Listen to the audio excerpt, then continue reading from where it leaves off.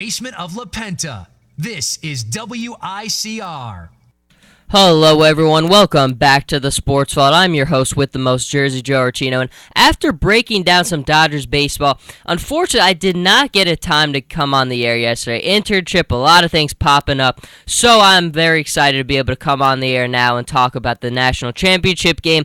Now obviously for WFAS where I intern, they put me on the air a lot to break down the tournament. Very thankful to Bob Marone and everyone there for giving me those opportunities, but I kind of had to face the music because I had it wrong, folks.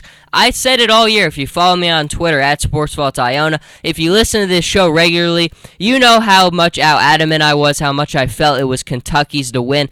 Now, I thought that the way it was going to play out was in the Final Four, Wisconsin was going to give Kentucky a real fight, but Kentucky was going to be able to pull away with it, and it seemed like that was going to happen, and I think one thing you saw in that game, Kentucky-Wisconsin in the Final Four, and you've seen during the entire tournament, is in the last 5 minutes of a game, that is where it happens. That is where it doesn't matter what happened up to that point, who is the better team. All that matters is down that last 5 minutes of the game, you are the better team. You're making the shots. The calls are going your way. You're getting that rebound here and there. That is all that matters, and that's the one thing Kentucky has been able to hang their hat on. Nobody has been able to outplay them in the last 5 minutes of a game. Even in the Notre Dame game when they struggled, they made they didn't miss a shot for the last 10 minutes of the game. But finally Wisconsin shows up. And we said it. I said it on this show. If anybody was going to beat Kentucky, I didn't even think it would be Duke. I thought if Kentucky beat Wisconsin, I don't know how close the national championship game would have even been. But Wisconsin was the one that you thought could do it, and they did. And you give them a ton of credit for that. And even in this national championship game, people kept asking me who I thought was going to win, and I really didn't have a strong feeling in this game. I mean, it was very tough for me. I gave my slight edge to Wisconsin, just building off the momentum from the Kentucky game. I didn't know if Duke was good enough defensively to get it done. A lot of young guys compared to Wisconsin who had guys who'd been to that point, been right there and had a lot more experience. But that was just out the window. The first quarter played out the way we thought it would. Complete tie, 31-31. And Wisconsin started out the second quarter on fire. Really built and came out as hot as you could be. The amazing thing to me how they lost this game is how Duke kind of kept creeping up. They had the momentum. Then Wisconsin just broke it. They got a big basket. They got a big rebound. They kept on getting these momentum-breaking plays. But then, again, inside the last 5 minutes of a game, Duke completely dominated. Now, you give their freshman credit. 60 points from just freshmen alone. Tyus Jones has shown all year he's probably the most clutch player in the country. When he made the second three-pointer when the game was really winding down, everybody yelled dagger at that point because, that was it, and that was a tough shot. It really was. Tyus Jones is just a guy, you really got to hang up your hat to him because for a freshman like him to have the composure he had all year, whether it was against North Carolina or was it against Michigan State or in the national championship game against Wisconsin, the kid just has no fear. He's just relentless on both ends of the floor. The guy's just a lot of fun to watch. Tyus Jones very well deserved getting the most outstanding player of the tournament there. He was just outstanding. But I think overall, when you look at the game, did a couple of plays go against Wisconsin? Yes, maybe down the stretch, but I think it's more about how composed Duke was in the last 5 minutes of a game. It just comes down to who executes better, and Duke executed better. They made the shots, they got the rebounds, and it's even more impressive that they win this game, considering the fact that Jahlil Okafor is largely a non-factor in foul trouble most of the game. He could not guard Frank Kaminsky. Frank Kaminsky really could just impose his will on him, and Okafor had no answer for him defensively. Now, the jump to the pros is obviously the next step for Okafor. Now, I'll get to that more when we get to that time of the year, but I do think he has a lot of potential to be a good pro. He moves his feet very well, but I very much worry about his game away from the basket. We're seeing more and more in the NBA now. If you're not a big man who can impact the game away from the basket, you're very, very much a liability in many situations. You look at guys like Dwight Howard, you look at guys like DeAndre Jordan. They're liabilities to their teams because away from the basket, they do nothing. Terrible free throw shooters, which Jahlil Okafor is, and they don't really have a mid-range game. And in this game, the day in the NBA where everything, the spacing is so important, being able to hit shots from all areas of the floor. You look at the ways guys like Blake Griffin have expanded their game and their range, and the way guys like Chris Bosh and LaMarcus Aldridge have expanded their game. Big men can't just live at the basket anymore. You've got to be more versatile. You've got to be able to take more outside shots, be more of a threat from the perimeter.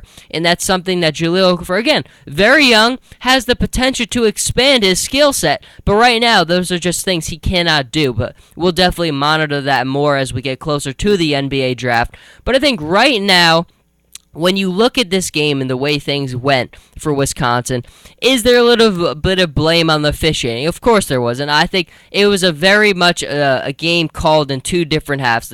Both halves were called very differently.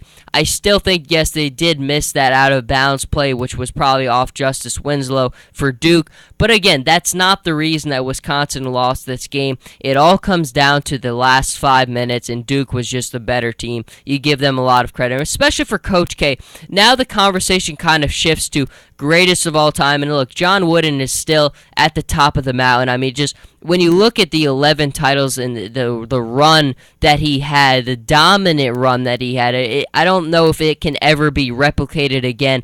But the one thing that I think Coach K could do that no one else could do is coach and win in any era. I think you could take Coach K and literally put him in any era of college basketball history, and he would emerge as a champion winner, just because of his ability and his willingness to adapt. I put out a tweet the other day about progressiveness in sports. It really is the only way forward. It's the only way. You've got to be willing to adapt. You've got to be willing to innovate. You've got to be willing to accept when things are changing in your sport. And that's one thing he has always been willing to do. Duke is as prominent a university as there is and there ever will be in terms of academics, in terms of just meeting certain standards that certain universities would overlook for a superior athlete. It's something Coach K's always kind of had to hang his hat up on. And when this one-and-done era, which we're going to have forever now, it seems like in college basketball, happened, a big question mark for Duke, but I mean, Coach K embraces it. I mean, Kyrie Irving, Jabari Parker, now Jahlil Okafor most likely. He fits his system. He gets it. He understands when change comes, you have to embrace it. You have to be willing to change and adapt with time. And you look at the way that he won his first championships with the Christian Laettners and the Grant Hills and the Bobby Hurleys. Guys stuck around. He's been there, done that in different eras, and I think that's the ultimate test. When you look at a guy like Bob Knight and some of the other legendary coaches, I just don't know if they'd be willing to embrace the new progressive cultures of college basketball. I think some guys are so set in their ways because they've won that way. When you look at Bob Knight, you look at the way, I mean, he undefeated season in 1976, 32-0 with Indiana. When you look at Bob Knight, and especially when he got later in his career and with the progression and the change in society and with kids, I don't think he's the same coach because that mentality he has doesn't work. And when you're not willing to change, it prevents you from getting back and sustaining greatness. And it's something Coach K for always that I'll always give him that little extra nod of respect and just give him a little bit more of that admiration because he has always been progressive. He has always been willing to change his system, make it fit the times, and that's what you have to do. That is the game in college basketball because it's going to continue to change. It's a changing sport, and one thing that always interests me is people who kind of knock the NBA for college basketball because I got to be honest, I mean, I'll take an NBA game over over college basketball every day of the week. It doesn't matter if it's Kentucky, if it's Duke. I'm watching the NBA over the college basketball. And when I watch the college basketball, look, the game is just boring compared to the NBA in terms of star power, in terms of playing both ends of the floor. And that's one thing people always knock is nobody plays defense in the NBA. Watch the Cleveland Cavaliers. Watch the Spurs. Watch the Grizzlies.